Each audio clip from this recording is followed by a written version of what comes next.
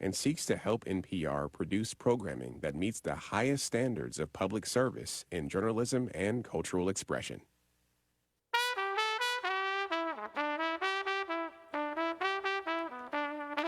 This is Charlotte Talks. I'm Mike Collins. Congress passed and Donald Trump signed into law what he calls the One Big Beautiful Bill. It is a massive spending and tax bill that reshapes how states, including ours, deliver public aid, among other things.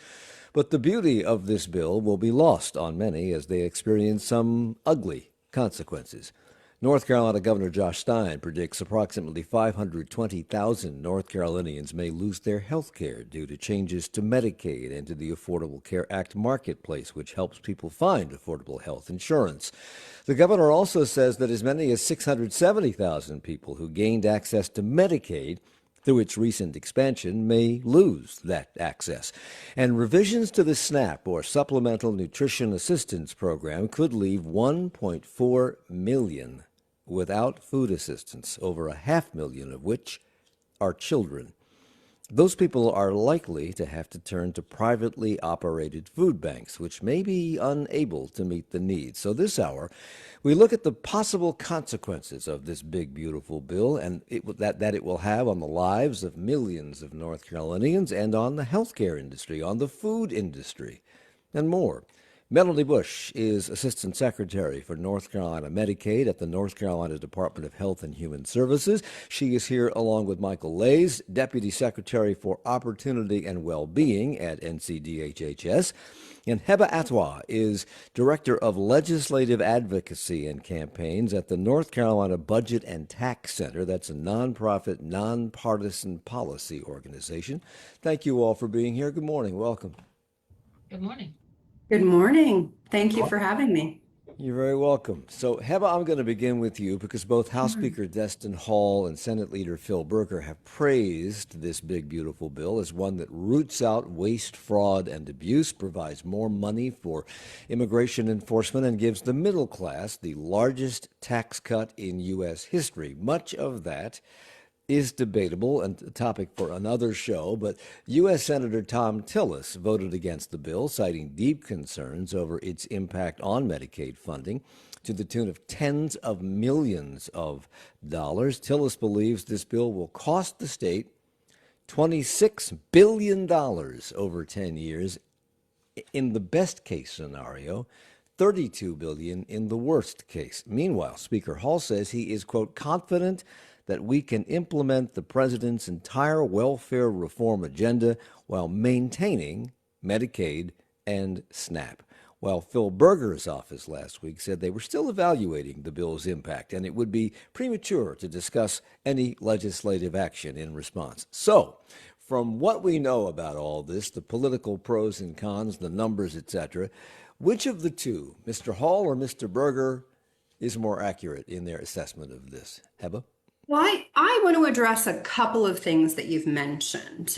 First, you asked about who might benefit from this bill and from HR 1. And so the folks from DHHS are certainly better positioned to talk about Medicaid and SNAP cuts. But I would say we know that those making upwards of 867,000, an average of 1.8 million a year, will receive a combined tax cut. This is in North Carolina, a combined tax cut of 3.6 billion in 2026. Meanwhile, as a result of the tax changes and the 2017 tax cut extensions in HR 1, those who make less than $25,000 a year would only get about $60 back, while losing the critical food assistance and healthcare support that the folks from DHHS will talk about and that you pointed to. Now, you also talk about whether or not we're prepared to absorb this cost shift. And as they'll tell you, it really is a cost shift.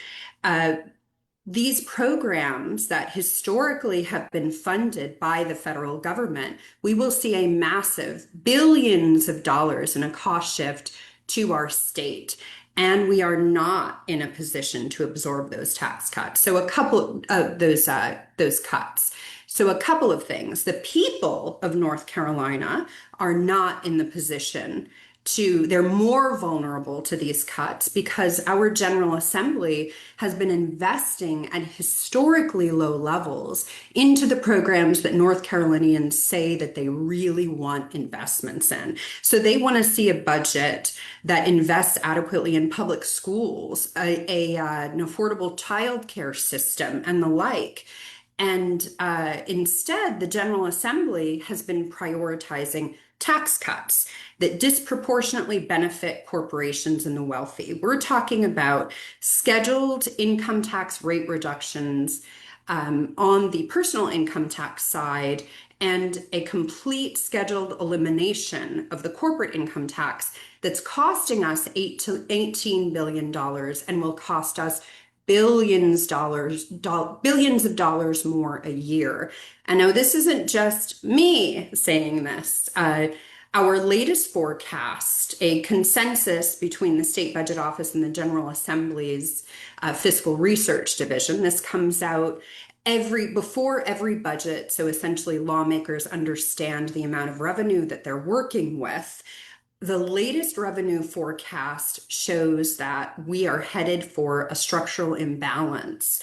And this structural imbalance will create recurring deficits that will grow over time unless lawmakers change course. So that means that we will not have the money to invest the levels that we are now.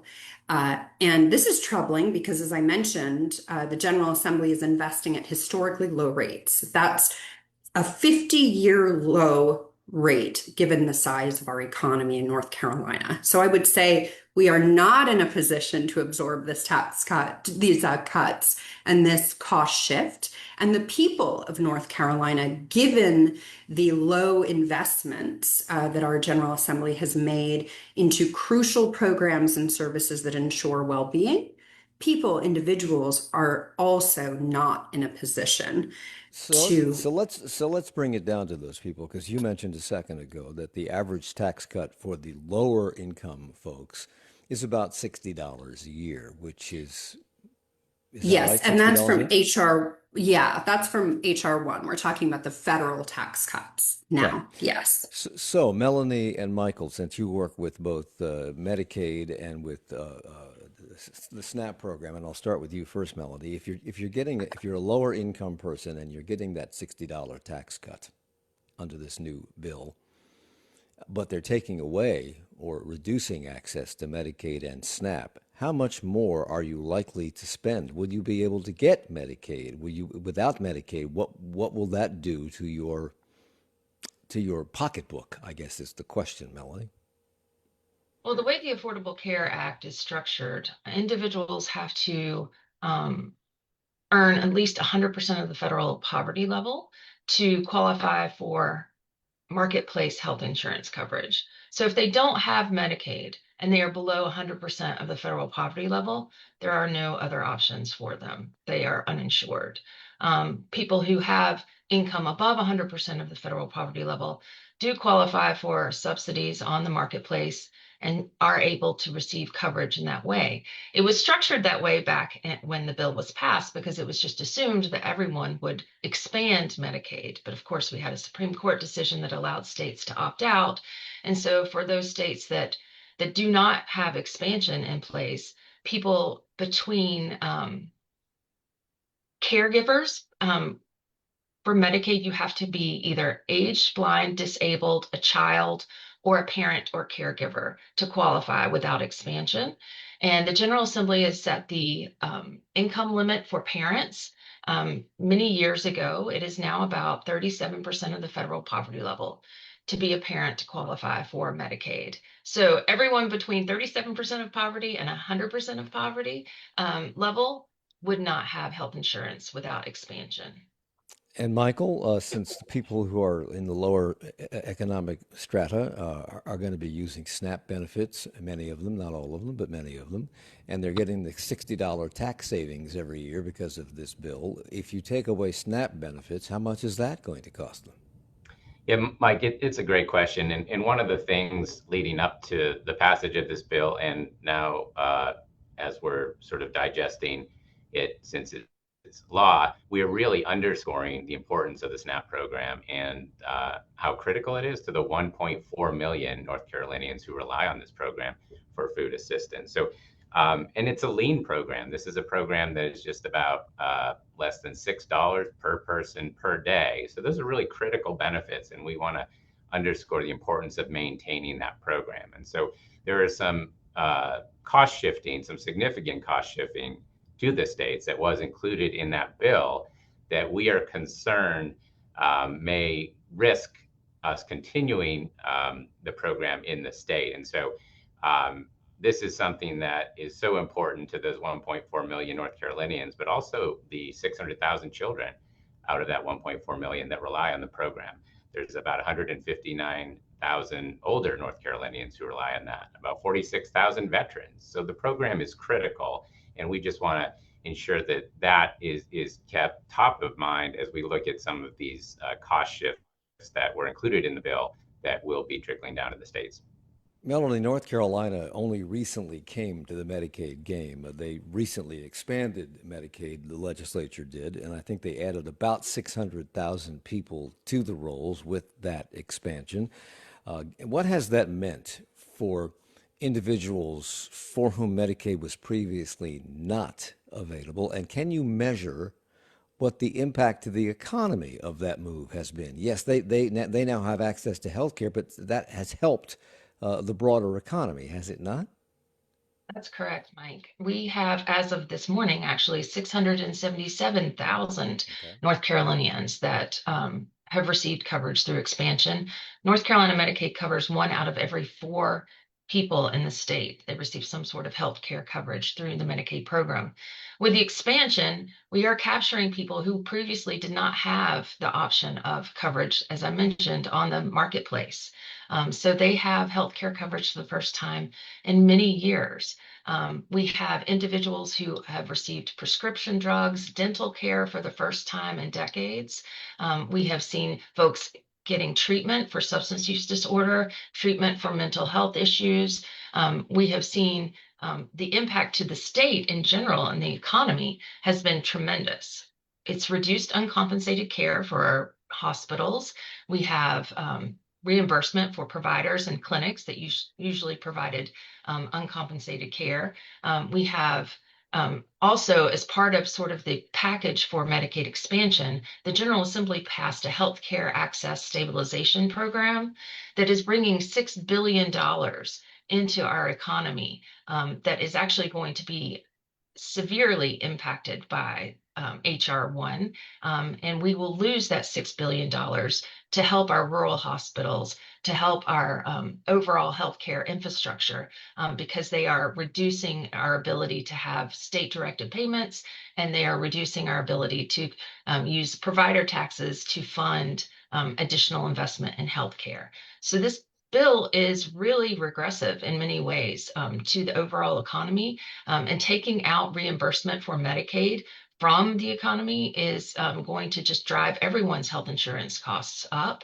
Those are usually passed on to commercial insurers, and they make up the difference through increasing rates. So it's truly Was that a motivation for this? Was it a motivation for this? I really can't speak to what their motivation was. Okay. I think that they are really trying to change the way that the states have skin in the game. Yes. We have to take a break. We'll come back. We have a lot more to talk about here. Melanie Bush is with us from NCDHHS, along with several others. We're coming right back at Charlotte Talks. It's just about 9:20. Good morning. Coming up on the next Charlotte Talks, the North Carolina Board of Elections is moving forward with a plan to update information from tens of thousands of North Carolina voters. This issue received a lot of attention during the recent Supreme Court race between Jefferson Griffin and Allison Riggs. We break down what voters will need to update their ballot, how it may impact upcoming elections, and more. That's tomorrow morning at 9 right here on WFAE.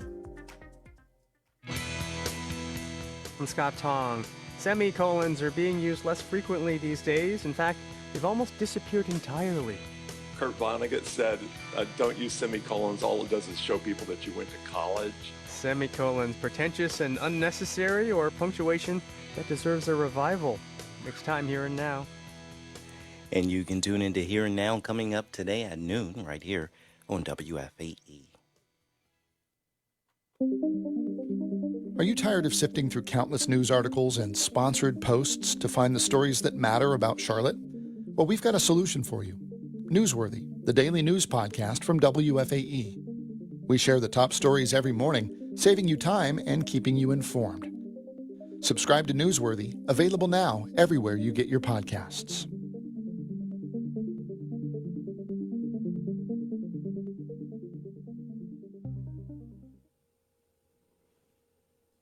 It's Charlotte Talks on listener-funded 90.7 WFAE and WFHE. I'm Mike Collins. We're talking about the impact of the One Big Beautiful Bill that was recently signed into law by the Trump administration, which has an impact on many things. And what we're talking about this morning is its impact on both Medicaid, access to and availability of Medicaid, and to the SNAP program, which is the food benefit program. Melanie Bush is the Assistant Secretary of North Carolina Medicaid at the North Carolina Department of Health and Human Services. Michael Leighs is Deputy Secretary of Opportunity and Well-Being.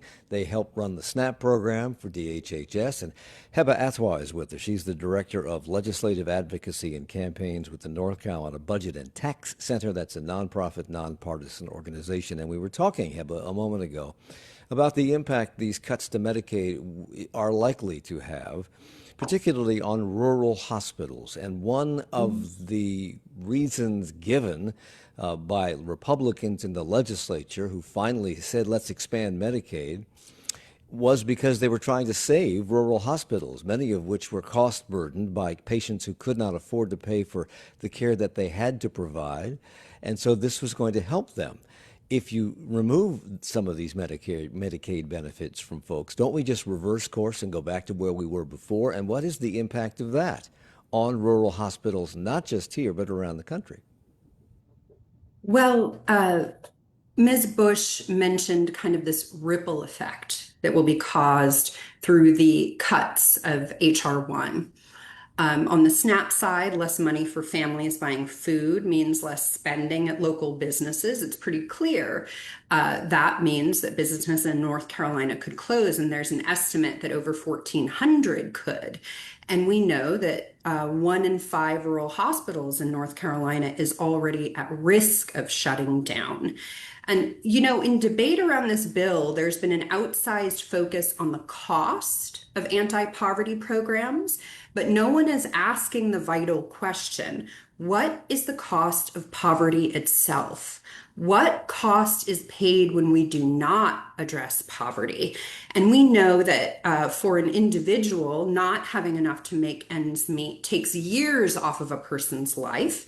And we know to our community and economy, it costs the economy through low productivity, not to mention the costs of addressing the symptoms of poverty itself. And the rhetoric around H.R. 1 fails to capture the reality of how we use the safety net.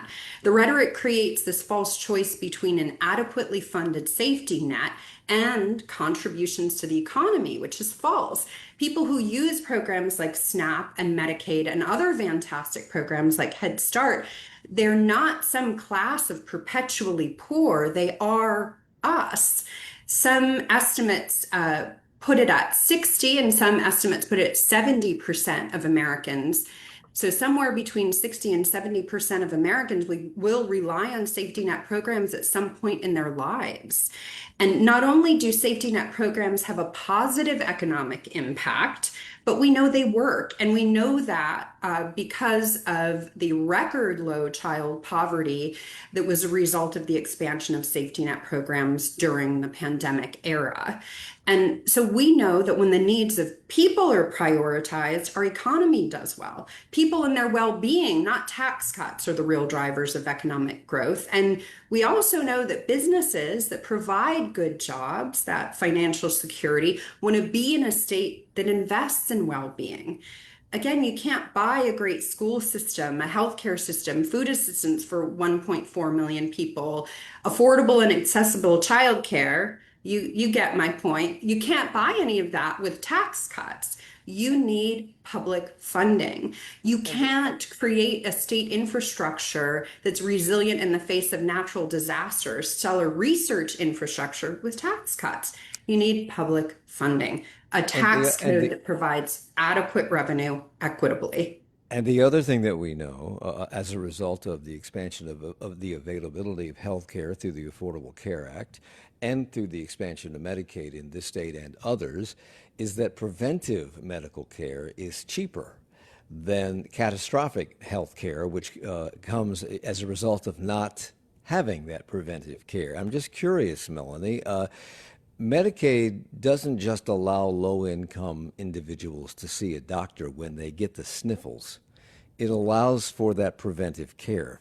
It allows them access to cancer treatments that would be unaffordable. So what will happen if people are in mid-treatment for some serious disease that they've been able to get treatment for because of Medicaid or because they have access to the Affordable Care Act when that is withdrawn? People will continue to get sick. And that is something that we tried to impress upon our federal delegation and our state delegation, that regardless of the funding that is available, people continue to get sick and they will get worse without treatment. Of course, unfortunately, many people will die without appropriate medical care. It is a consequence of the lack of funding that they put into this bill that we do anticipate that our state will get more unhealthy. North Carolina tends to be considered a healthy state overall, and we are considered to be an economically robust state overall. But when you have, 3 million North Carolinians who rely on Medicaid, potentially losing that coverage, they're going to get more unhealthy, and it's going to be reflected in our general economy and our general society. Bottom line, is it going to cost us more to not make these benefits available than it is to make them available? That's the bottom line. Absolutely. Absolutely. I 100% believe that is. And do our legislators not, do lawmakers not know this? I would like to think that they do know this. I think they're focused more on a short-term 2-year cycle, and trying to stay elected rather than looking long-term, and that's really Well, then unfortunate. why would you take coverage away from millions of people if you want to stay elected? That's a very good question, and I think they're hoping that people will not notice or forget. Mike, and a lot of these provisions in this bill don't kick in until after the midterm, so you're safe for at least 2 years in many cases. Michael, the governor says as many as 1.4 million North Carolinians could be left without food assistance because of revisions to the SNAP program. Talk about who is eligible for that program now, how that money for the program is used by these individuals who get it, and how it may change. Absolutely, Mike. So this program, as you cited, 1.4 million North Carolinians rely on this, and this is generally lower income folks. This is older North Carolinians. This is folks, individuals with disabilities who qualify for this program, and it really is critical to their health. I just wanted to tie it back to, we know that healthy food access is critical to an individual's personal health and the health and well-being of their family. So there's absolutely a link there. One of the things in terms of the timing of the bill, you alluded to some of these, I would say, components come in a little bit later. So one of the key ones that is a couple years off, but something we still have to keep our eye on, is a significant cost shift that is coming to the states. And so the history of SNAP has been a fully federally funded benefit. So that's since the inception of the program. The feds have picked up the tab. In North Carolina, that's $2.8 billion that's going out to SNAP participants to get that critical nutrition assistance. That is going to shift in this bill. And so it's tied to something that's a little bit technical, but it's called an error rate. So it's essentially how well states do in calculating benefits. And an error rate is determined based on overpayments or underpayments. Did a family get a little bit more than they were supposed to, or a little bit less? That's calculated in each state, and then USDA does a national average. So that rate per state is going to be tied to how much we have to contribute as a state. So We have an error rate right now that was just released last month of 10.2%. And so there is kind of a tier system in terms of how much the cost share would be linked to that rate. That puts us in a 15% cost share if that math was done today. So 15% of $2.8 billion is $420 million, right? So that is a significant shift. We're obviously not the only state who is confronting a potential large cost share in a couple of years. So we want to ensure that, the importance of the program is kept at the forefront when we're thinking about the potential cost share in the future. But the bill has, for the first time, created this significant shift that has never existed in the program before. Yeah, you mentioned that the federal government has funded the SNAP program 100% nationwide for 50 years since the inception of the program. And what is rarely talked about is that federal dollars coming into a state are dollars that are coming from every state into that state. And the blue states are richer. They're wealthier. They bring in more revenue, tax revenue, to the federal government and to their state governments than the red states. So isn't this going to hurt the red states, who will now have to make up the difference more than the blue states? And where do we fall in that? Because we're kind of purple. Yeah, Mike, in terms of how it breaks down across the country, it's going to vary, right? It's going to vary on that rate that I mentioned. So the error rates vary across states. I will say our error rate is a little bit better than the national average. But to get down to an error rate where there's zero cost share, you'd have to get below 6%. And that's very difficult to achieve. In fact, only 8 states have achieved that as of last year. So 42 other states, including North Carolina, would be exposed to a significant cost share if we were using the current numbers. And again, we tend to focus on the recipients and the money it's costing us to supply those recipients, whether it is with healthcare or food stamps or whatever it may be. We lose sight of the impact in the broader economy, which we've touched on a little bit here.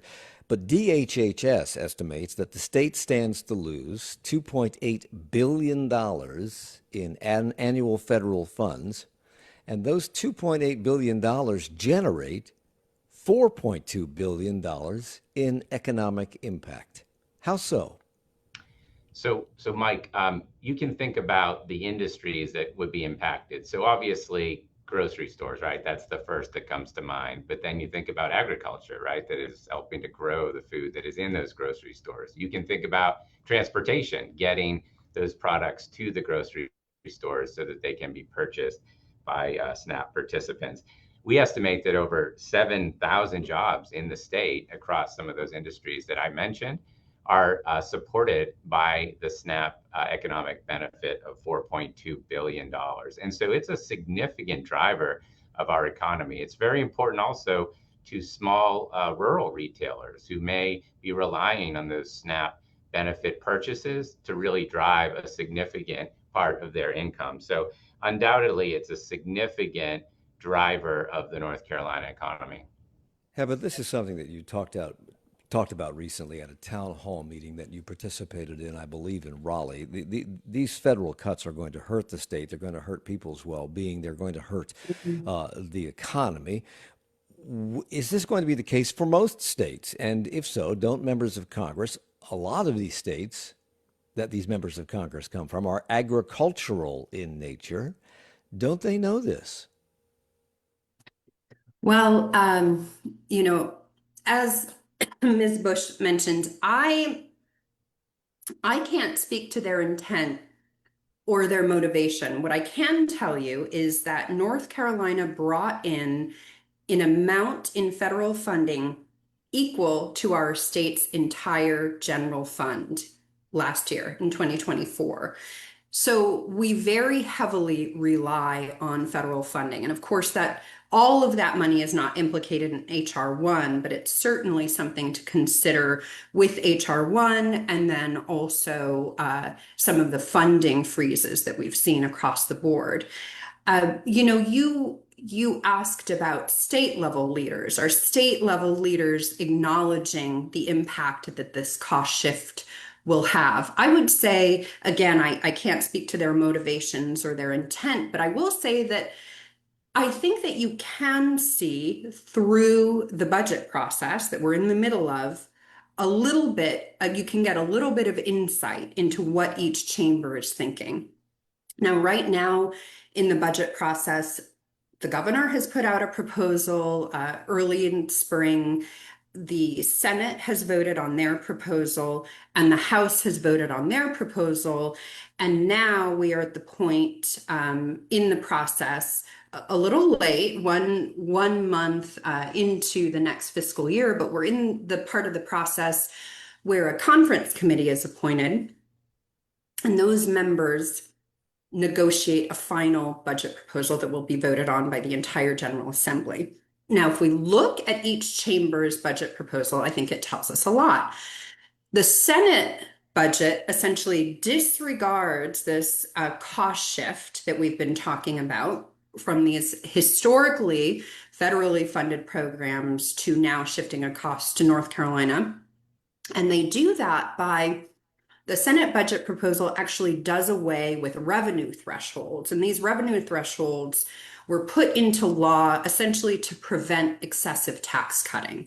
So the Senate proposal would disregard those, charge ahead with the scheduled income tax rate reductions, both corporate and personal that I mentioned, and actually deepen tax cuts. They'd actually double down on the tax cuts and take the personal income tax to a low of 1.99, lower than what's in current law, 2.49. That's the rate at which it will end when fully phased in.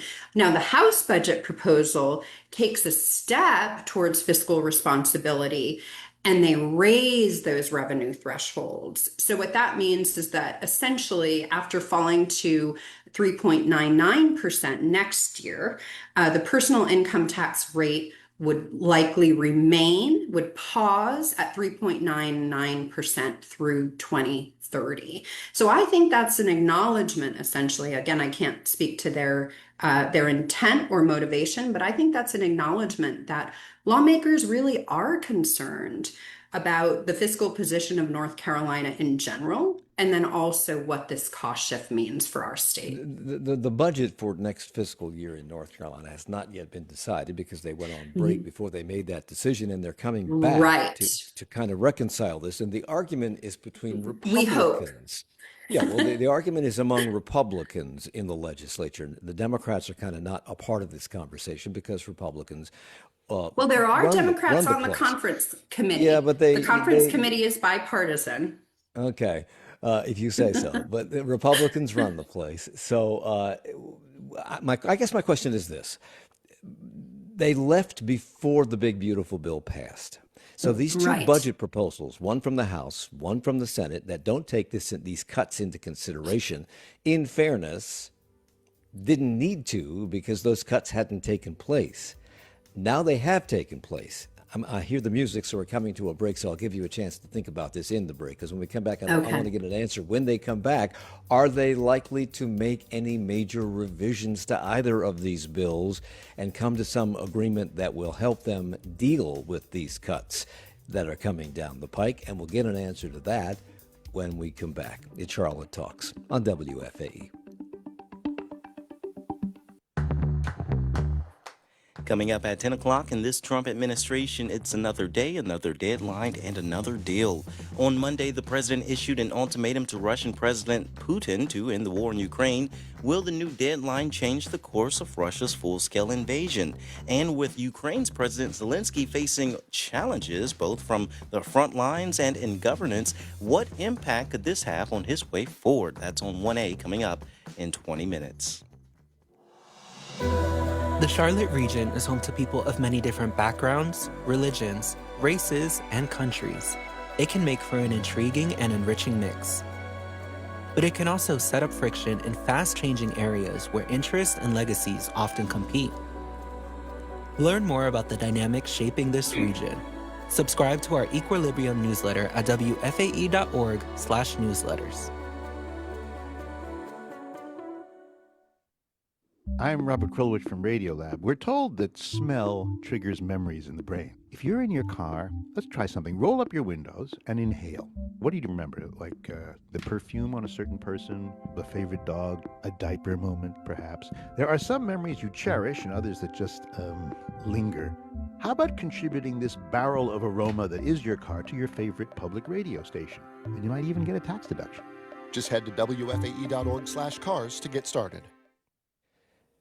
It's Charlotte Talks on listener-funded 90.7 WFAE and WFAE.org. I'm Mike Collins. We're talking about the impact in North Carolina of the One Big Beautiful Bill, particularly on SNAP and on Medicaid, access to Medicaid, with Melanie Bush, who is the Assistant Secretary for North Carolina's Medicaid program at North Carolina DHHS. Michael Leighs is Deputy Director of Opportunity and Wellbeing. They oversee the SNAP program at DHHS. And Heba Atwa is Director of Legislative Advocacy and Campaigns for the North Carolina Budget and Tax Center, a nonpartisan nonprofit organization that analyzes various things. And I just asked you about these two budget bills that the General Assembly members will be coming back into session to deal with.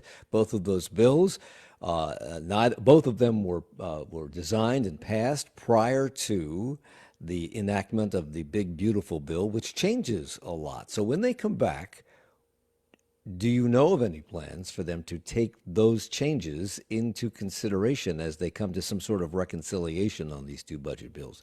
Heba. Great question, Mike. So before the break, we were talking about the key difference between the budget proposals. They seek to spend exactly the same amount, and they both do a lot of cutting to state programs. But on the tax side, the tax plans are different, a significant difference. And I mentioned the Senate plan doubles down on tax cutting, scheduling another rate decrease and doing away with revenue thresholds that are supposed to prevent us from excessive tax cutting, whereas the House actually seeks, increasing the revenue thresholds, actually seeks to essentially pause the personal income tax rate reductions for a few years. So I see that as both an acknowledgement on the House side of this cost shift, that this is real and it really can harm the people and economy of North Carolina. And from what I hear, of course, the conference committee process is behind closed doors, but from what I hear, that is a key contention in the negotiations. So I want to talk about some of the. Go ahead.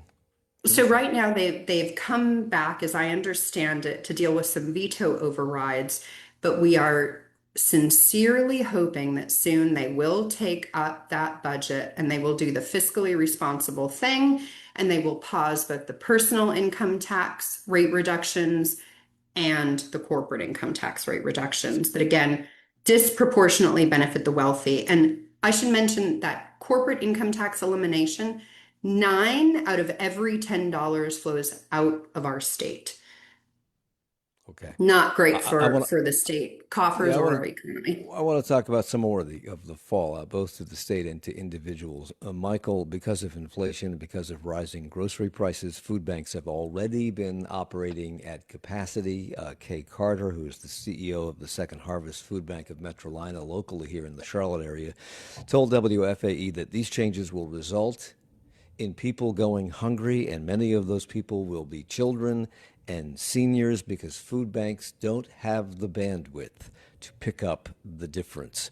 So the state faces a big decision. They could shift funds to cover this federal gap in funding for SNAP. They could reduce enrollment to lower costs, or they could completely withdraw, I'm told, from the SNAP program. What would those last two scenarios, withdrawing or reducing enrollment, look like for North Carolinians? Who would be most affected, and is there any real appetite for that among legislators? Thanks, Mike, for the question. And so just on those 2 points you mentioned, in terms of enrollment, so the eligibility is largely driven at the federal level for SNAP. And so therefore, we don't have a lot of flexibility to limit that enrollment at the state in a meaningful way. And I would also add something to consider is, because this program is an entitlement program, it can swing up and down based on economic trends, right? So we could see enrollment drive up if there was a slowdown in the economy. So there are some variables there, but just to underscore at the federal level, since they are driving the eligibility requirements for the most part, there is not a lot of opportunity for the state to change that number of overall enrollment. In terms of actually participating in the program or not, that would be something that is a potential concern if the state were not able to meet that significant cost share that I mentioned. In terms of our engagement with the legislature, we have talked a lot with legislators leading up to the passage of this bill. Immediately after the passage, we shared a briefing with them. I would say they're significantly engaged and do understand the importance of the program. So we're working closely with them in terms of ways that we can potentially drive down that error rate to get the cost share lower. But we all hope that the goal in the end is to ensure that the program exists because it's so needed. You mentioned the food banks who are doing incredible work across the state, but they absolutely are not prepared to take up the loss of a benefit that serves 1.4 million North Carolinians. And there's a striking stat that even with the benefit as it is today, we still have more than 1 million North Carolinians that are considered food insecure. And that's including 1 in 6 children. So that just underscores the importance of the program into the overall system that is supporting families and ensuring that they get the food benefits that they need that can't be picked up by our food bank partners. Melanie, one of the stated reasons for this big, beautiful bill was to reduce fraud, waste, and abuse. And there are people who have said for years that people who are in the SNAP program and people who are on Medicaid are doing so even though they shouldn't be on those programs because they have the ability to work, they have a higher income than we think, et cetera, et cetera, et cetera. And supporters of these cuts also point to undocumented immigrants using Medicaid, something to which they are not entitled. Has this, in fact, been happening? So we have an extensive program integrity infrastructure. We are audited at the state level. We are audited by the federal government. Our overall fraud, waste, and abuse is very, very small. By and large, it's not beneficiary driven either. It is by and large provider driven when you do have cases of fraud, waste, and abuse. We also do not serve undocumented immigrants except in emergency cases. And that is really a reimbursement requirement for hospitals because they have to provide care to anyone that shows up in an emergency room. So all of that rhetoric is really misleading. It's not true. It's not realized in the Medicaid program. I did want to follow up on changes you mentioned that are needed by the General Assembly.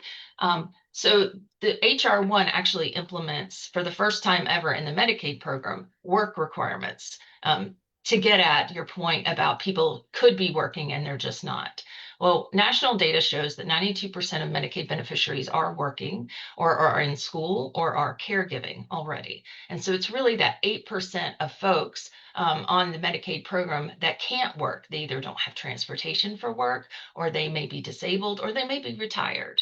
And so they've implemented a significant administrative burden for our county DSSs, our departments of social services, sorry. They're going to have to start administering these work requirements. Well, there's no funding. Well, there's $200 million at the federal level for all 50 states to implement these work requirements. We know already that our program is going to cost more than $200 million to implement because we have to buy the data that verifies income alone. That will skyrocket our contract for that.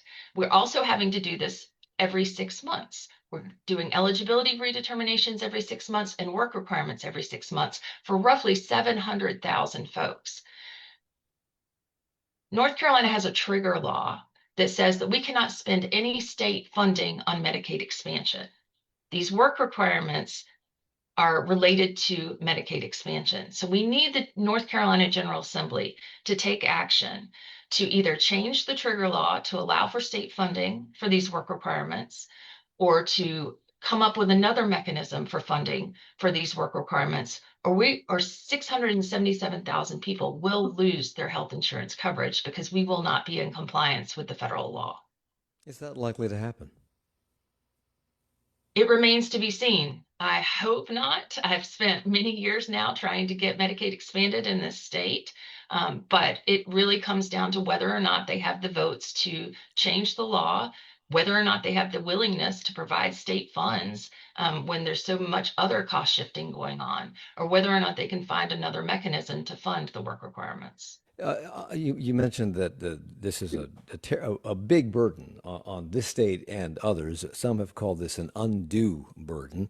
Under these new federal guidelines, though, starting in January of 2027, so there is some time here, adults 19 to 64 will have to complete 80 hours of work per month and be part of this, have to face redetermination on whether they're eligible for this every 6 months going forward. Right.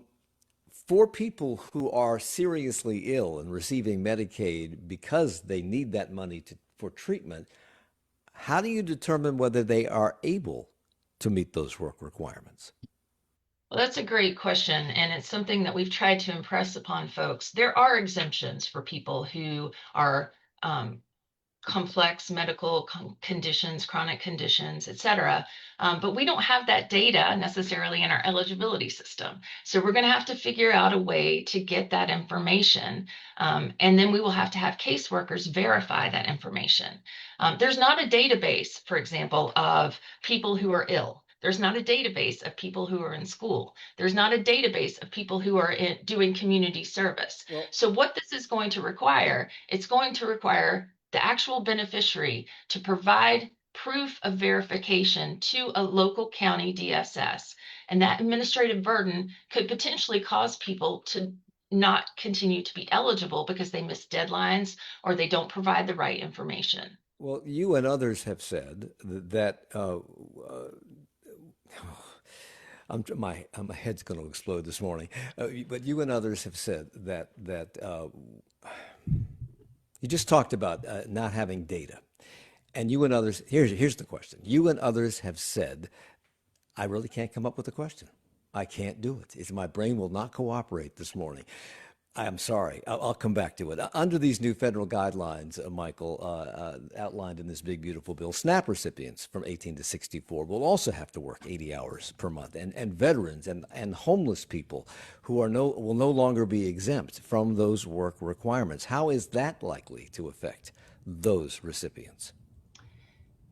So, Mike, SNAP already had work requirements in place for able-bodied adults without dependents, but you're exactly right. The age threshold has been extended. So it previously was 18 to 54. That goes up to 18 to 64, as well as able-bodied adults who are parents of children over 14. And the exemptions that were previously in existence to some of those work requirements, several have been removed. You mentioned individuals experiencing homelessness, children aging out of foster care, and veterans. And so those are things that we are tracking closely to see what kind of impact. We have seen some national estimates that that would subject about 90,000 more folks in our state to work requirements, therefore putting them at risk of potentially losing some of those benefits. And I will mention one thing. In terms of timing, this is not in effect yet. We are still waiting for final guidance from USDA in terms of when that's implemented. I just want to clarify that for the listeners.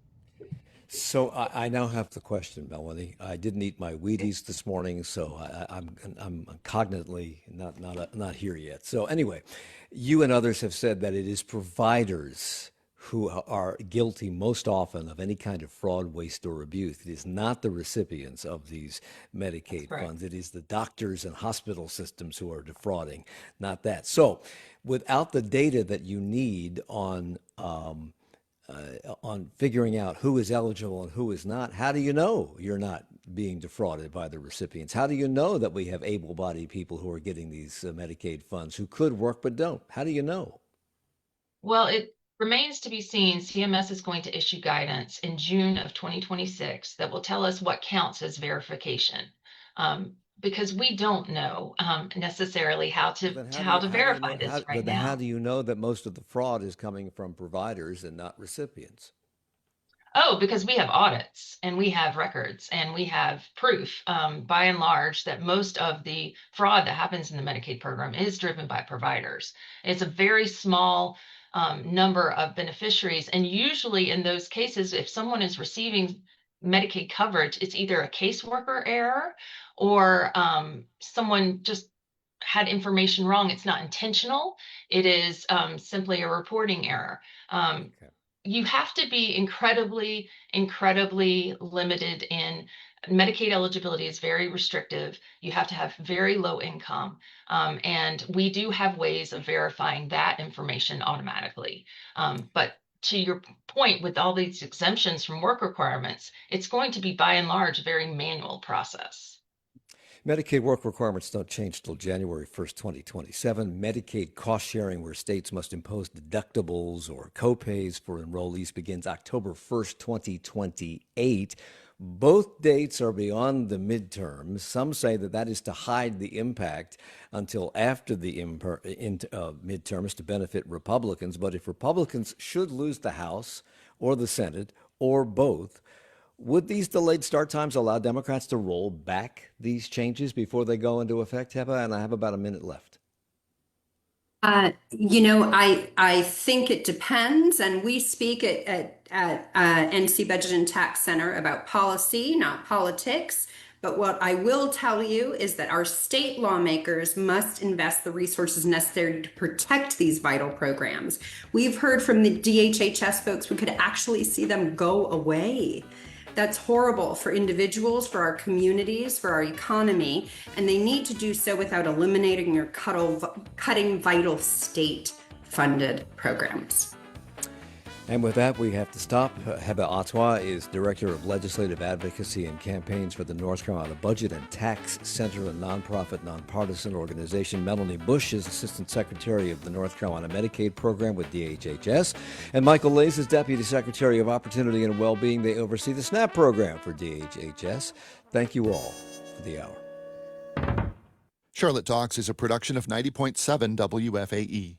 Support for Charlotte Talks comes from Mazda of South Charlotte. Our executive producer is Gabe Altieri. The senior producer is Sarah D'Elia. Our producer is Chris Jones. For more information about Charlotte Talks, to listen to past episodes, or to subscribe to the Charlotte Talks podcast, visit wfae.org/Charlotte Talks. Additional support for WFAE programming comes from the Corporation for Public Broadcasting, a private corporation funded by the American people. It's 10 o'clock. 1A is coming up next, and on the next Charlotte Talks, the State Board of Elections is planning to update voter registration information, and some registered voters may have to register again. Are you among them? Find out tomorrow morning at 9.